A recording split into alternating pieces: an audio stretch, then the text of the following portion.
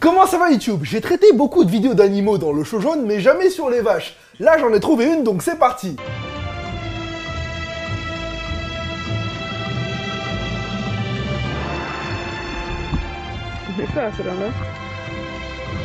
Ok, comment une balle d'exercice a atterri dans un enclos de vaches? À tous les coups, c'est à cause de cette meuf. Eh les amis, regardez, il y a une nouvelle vache qui nous a rejoint. Mais pourquoi elle est orange? Elle est malade? Viens, on va t'apprendre à brouter de l'herbe. Comment ça me fait bizarre de voir mon dîner en train de s'amuser? Je pensais que la fonction première d'une vache, c'était de se faire chier. Pourtant, là, elles sont heureuses, elles gambadent avec leur nouvelle recrue et... Oh! Sadique! Rends-nous notre ami, pourquoi tu lui fais du mal? Lâche-la! Non, vous avez pas le droit. Marguerite! Marguerite, c'est pas déjà assez cruel de les enfermer? Non, mais en plus tu leur offres une pote pour ensuite la confisquer et la refoutre de l'autre côté de la barrière électrique. Le conducteur il a pas d'âme ou quoi? La fille toute contente là, elle pouvait pas juste se racheter une balle et le proprio du terrain là. On dirait pas le voisin relou qui veut pas de rendre ton ballon quand tu te fais tomber dans son jardin? Voilà, allez, ça vous apprendra. Faudra qu'il fasse gaffe à pas trop faire le malin celui-là, hein, parce que le lobby des vaches, il rigole pas. C'est scandaleux ce que cet éleveur a fait à Marguerite. Elle est née avec une malformation, certes, mais c'était pas une raison pour la traiter ainsi. La séparer des siens comme il l'a fait, bah laissez-moi vous dire, c'est vache, voilà. On part tout de suite au Canada, à British Columbia, où un parc présente sa nouvelle attraction.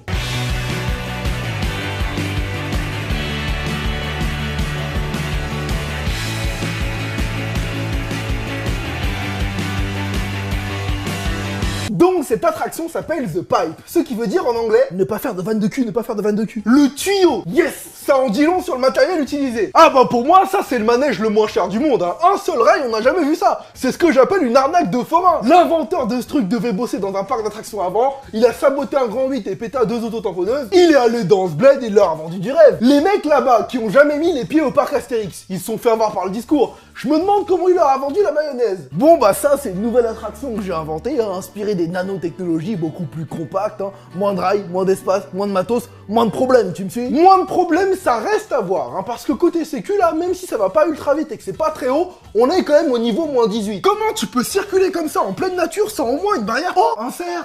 Au tout début de l'attraction, t'as 3 panneaux. Ne vous levez pas, ça c'est pour les teubés. Mettez vos ceintures, donc la seule sécu c'est une ceinture, et accélérez. Accélérer, c'est quoi cette merde? Le plus important dans une attraction si j'ai peur, c'est de freiner. Je suis censé être rassuré à quel moment là en fait. Et devine où se trouve le panneau freiner. Ne pas dire dans ton cul, ne pas dire dans ton cul. Juste à la sortie du tunnel. T'as exactement 0,5 secondes pour le repérer et comprendre ce qu'il y a écrit dessus. Le but d'une attraction, c'est de se divertir, on est d'accord. Pas de lire des putains de panneaux, on passe pas le code de la route. En plus, la vidéo a été tournée en plein soleil, mais la plupart du temps au Canada, il neige. Ça veut dire qu'ils ont casé le putain de fat plan drone juste pour une attraction disponible que 2 semaines par an. Surtout qu'après la descente, pour remonter, il faut prendre le télésiège. C'est une attraction bipolaire ou quoi? T'as des pures sensations de ouf, puis juste après tu fais le truc le plus chiant qui existe. Eh, moins de montée, moins de suspense, moins de clients, moins d'argent, moins d'impôts, t'as compris ou pas? Pas besoin d'être un énorme fan de basket pour connaître LeBron James, hein. C'est une méga star qui a très bien su exporter son image à l'international. Voici tout de suite cette dernière publicité qui s'avère être une caméra cachée. What kind of sauce can I get you, David? Here, you spell my name right.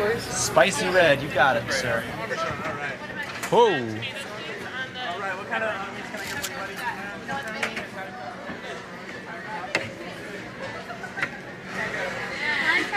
Everything all right? All right. Eric, how's it going over Ron, going great. Going great. How's your first day going, man? Feels great. Let Fernando know about our sauces. Remember the We got training? spicy sauce, we got the regular sauce, spicy we got sauce, pesto we got the- sauce. Yep, We got a little great. white sauce here, so. Oh! Ça c'est fort, ça tu vois ça marcherait pas avec un youtubeur. Moi par exemple je suis pas assez connu. Quand LeBron James fait exprès de parler bien fort pour qu'on le remarque, c'est drôle. Spicy, man. For a name like Fernando, got to be spicy. Whole variety of sauce. Mais moi si je me déguise en serveur, que je vais dans une pizzeria et que je crie hey, si ton nom c'est Fernando, il te faut de la sauce piquante. Oh le putain de raciste. On me prend pour un taré. Ron, we got a Ron and a Ron. Oh, that's a Ron and a Ron. got a Ron and a How you Ron. doing, Ron? I'm Ron. Namesake, man. Nice to meet you. Donc dans cette pub, le Ron se fait surnommer Ron sur sa casquette. Déjà ça se fait pas parce que le seul vrai Ron c'est lui. Il a décidé d'arrêter de lancer des sorts à Poudlard pour tenir une pizzeria. Pourquoi pas? Surtout quand on voit que ses clientes sont plutôt mignonnes. You look very familiar. Very familiar. First day on the job. Yeah, I'm learning. He looks like Dwayne. Dwayne Wade? Oh, elle l'a confondu avec son pote Dwayne Wade, alors qu'ils se ressemblent pas du tout. J'aurais pas aimé, je me serais battu pour moins que ça. Salut les atomiques.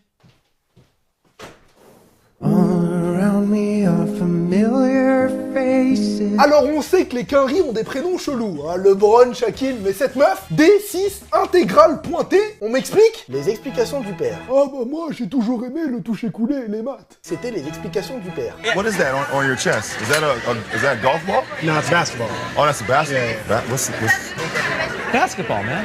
I keep telling him he's gotta try basketball. No, I don't know that. Bon là ça devient trop gros, hein. LeBron joue mal, c'est limite du foutage de gueule. Tu peux ne pas aimer le basket, tu peux ne pas le regarder, mais tu peux pas dire c'est quoi le basket, ça n'existe pas. Ça prouve que tout a été mis en scène, hein. La prochaine fois quand vous faites des caméras cachées, assurez-vous au moins que... Quoi? Bah, LeBron a dit que c'était bon. Et la question de la semaine nous vient de Noah. Si tu avais le choix entre jouer le rôle de Vegeta ou alors intégrer les Lakers, que ferais-tu? Voilà ce que je ferais. Et c'est déjà la fin de cette vidéo. Comme d'hab, pose-moi une question dans les commentaires, je compte sur toi et je te dis à vendredi prochain pour une nouvelle vidéo.